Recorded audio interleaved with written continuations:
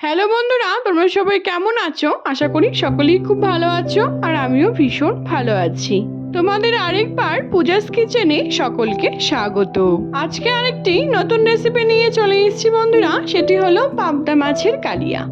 পাবদা মাছের রেসিপি তোমরা অন্যরকম ভাবে বা যেরকম করে আমরা সর্ষে দিয়ে যেরকম বানিয়ে থাকি বাড়িতে সাধারণত সেরকম করে খেয়েছো, কিন্তু এই পাবদা মাছের কালিয়ার রেসিপিটি কিন্তু তোমরা একবার বাড়িতে ট্রাই করে দেখতে পারো। দারুণ লাগে খেতে, খুবই অসাধারণ একটি রেসিপি। গরম গরম ভাতের সাথে কিন্তু জাস্ট জমে যায়, আর কিছু দরকারই হয় না। তাহলে চলো দেখে নাও, আমি তোমাদের একটার পর একটা স্টেপ দেখাচ্ছি। এই রেসিপির সমস্ত উপকরণগুলি আমি আমার ডেসক্রিপশন বক্সে দিয়ে দেবো, তোমরা সবাই দেখে নেবে আমি কি কি নিয়েছি।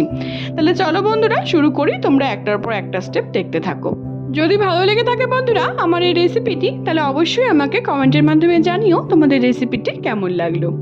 সবার প্রথমে আমরা বেশ কটা পাবদা মাছ আমি নিয়ে নিয়েছি। এখানে আমি বেশি ছোটও নিইনি, বেশি বড়ও নিইনি, আমি মিডিয়াম সাইজে নিয়েছি। ভালো মতো করে ধুয়ে কেটে বেছে পরিষ্কার করে নিয়ে নিয়েছি। তারপর তোমরা তোমাদের ইচ্ছে মতো বাড়িয়ে বা কমিয়ে নিতে পারো। তারপর আমরা ভালো মতো করে এটিকে ম্যারিনেট করে নিচ্ছি। এখানে স্বাদ মতো নুন দিয়ে দিলাম, আর দেবো একটুখানি হলুদ গুঁড়ো, আর দেবো কাশ্মীরি লঙ্কার গুঁড়ো জাস্ট কালারের জন্য। তোমরা চাইলে এটিকে স্কিপও করতে পারো, নাও দিতে পারো।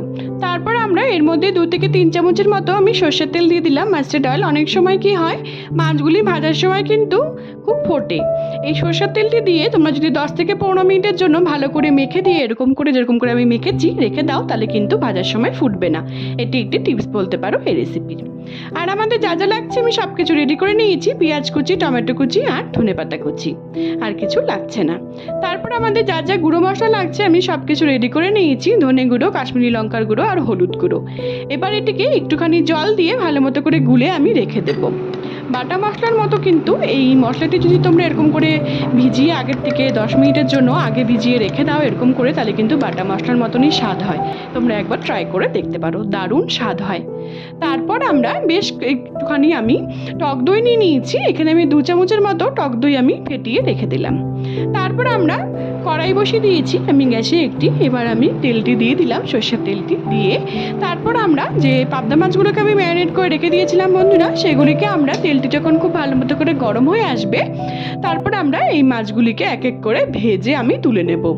বেশি লালও করব না, আবার বেশি কমও ভাজবো না। আমরা দেখো আমি এরকম করে ভেজে নিয়েছি। তোমরা দেখতে পাচ্ছ আমি কিরকম করে ভেজেছি, তোমরা চেষ্টা করবে এরকম করে ভেজে নেওয়ার। এবার আমরা বাকি মাছগুলোকেও এরকম করে সেম করে ভেজে আমি তুলে নিচ্ছি। তারপর তোমরা নেক্সট স্টেপ দেখো। মাছগুলিকে যদি এরকম করে একটু লালটে লালটে করে ভেজে নেওয়া হয় বন্ধুরা, তোমরা দেখতে পাচ্ছ আমি সবগুলো মাছকে ভেজে নিয়েছি, তাহলে ঝোলে দিলে কিন্তু একদম ভেঙে যায় না। তারপর আমি বেশ কিছুটা কালো জিরে এখানে ফোড়ন দিয়ে নিলাম। তারপর যে আমি পেঁয়াজগুলোকে কেটে রেখেছিলাম 2-3টের মতো, সেগুলিকে দিয়ে পেঁয়াজ কুচিগুলোকে সবগুলিকে দিয়ে দিয়েছি। স্বাদ মতো নুন দিয়ে আমি এটিকে ভালো মতো করে একটু লালটে লালটে করে। তারপর তোমরা নেক্সট স্টেপ দেখো। পেঁয়াজটি আমরা খুব সুন্দর করে এরকম করে লালটে লালটে করে ভেজে নেব, তাহলে কিন্তু দারুণ হবে। আমাদের গ্রেভিটিও খুব সুন্দর হবে আর খেতেও কিন্তু দারুণ লাগবে।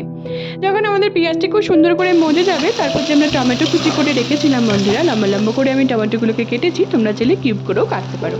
সেগুলিকে দিয়ে ভালো মতো করে আমি এটিকে কুক করে নিয়েছি। তারপর যে মশলাটি আমি গুলিয়ে রেখেছিলাম বন্ধুরা, সেটিকে দিয়ে তেল ছেড়ে আসা অবধি এবার আমরা এটিকে কষিয়ে নেব।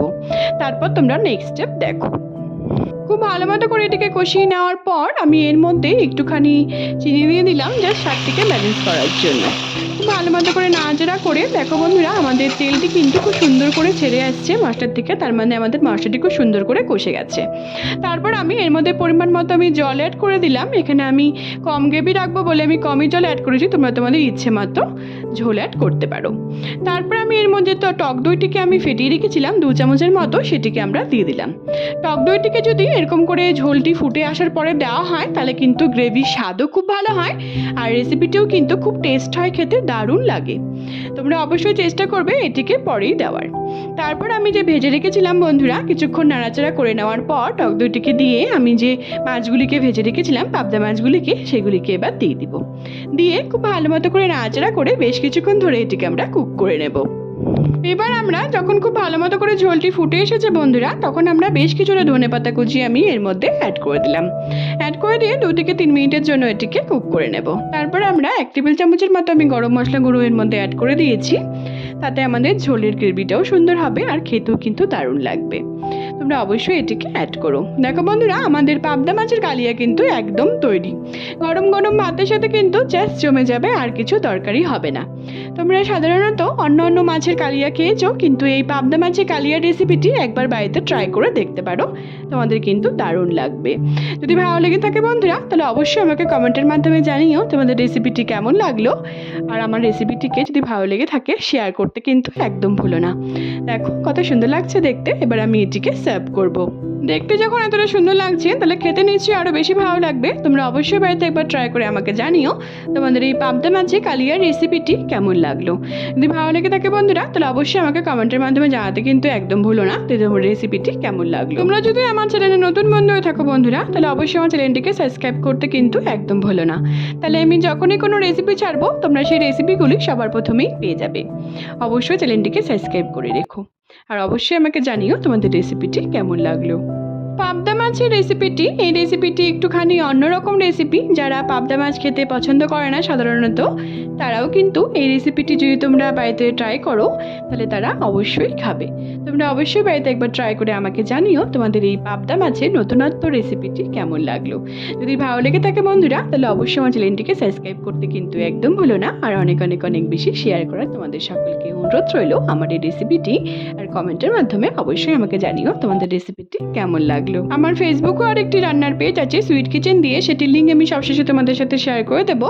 সেটিকে ফলো করার আর অনেক অনেক অনেক বেশি শেয়ার করার তোমাদের সকলকে অনুরোধ রইল। সবাই ভালো থেকো বন্ধুরা, সুস্থ থেকো। আবার নেক্সট ভিডিওতে দেখা হচ্ছে নতুন একটি রেসিপি নিয়ে। টাটা।